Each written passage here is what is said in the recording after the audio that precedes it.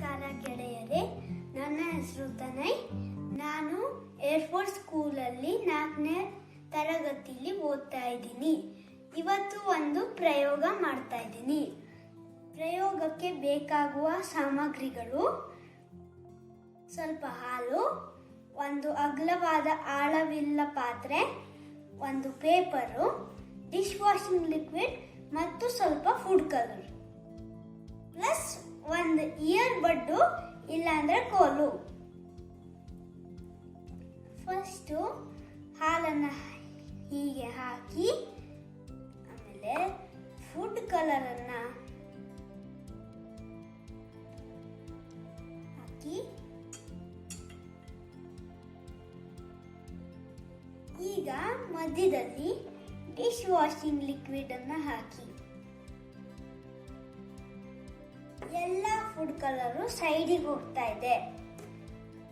ಈಗ ಇಯರ್ ಬಡ್ ಅಥವಾ ಕಡ್ಡಿಲಿ ಹೀಗೆ ಮಾಡಿ.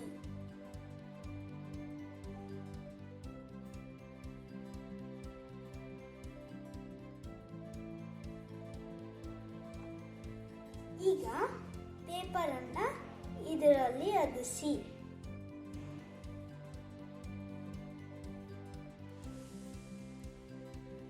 ನಿಮ್ಮ ಬಣ್ಣವಾದ ಚಿತ್ರ ತಯಾರಾಯಿತು. ಈಗ ಇದನ್ನು ಒಣಗಿಸಿ, ಆಮೇಲೆ ಇದು ನಿಮ್ಮ ಬಣ್ಣವಾದ ಚಿತ್ರ ಆಯಿತು. ಇದಕ್ಕೆ ದಾರ ಹಾಕಿ ನೀವು ಮನೆಯಲ್ಲಿ ಎಲ್ಲಿ ಬೇಕಾದರೂ ಹಾಕ್ಬೋದು. ಫುಡ್ ಕಲರು ಕಲರ್ ಪಿಗ್ಮೆಂಟ್ ಇಂದ ನೀರಿಗೆ ಹಾಕಿ ಮಾಡಿರೋದಾಗಿರುವಾಗ ಇದರಲ್ಲಿ ಡೆನ್ಸಿಟಿ ನೀರಿನಕ್ಕಿಂತ ಜಾಸ್ತಿ, ಹಾಲಿನಕ್ಕಿಂತ ಕಡಿಮೆ ಇರುತ್ತೆ. ಇದು ಹಾಲಲ್ಲಿ ಹಾಕಿದಾಗ ಇದು ತೇಲತ್ತೆ. ಇದಕ್ಕೆ ಸೋಪಿ ನೀರು ಹಾಕಿದಾಗ ಇದು ಸೈಡಿಗೆ ಹೋಗುತ್ತೆ.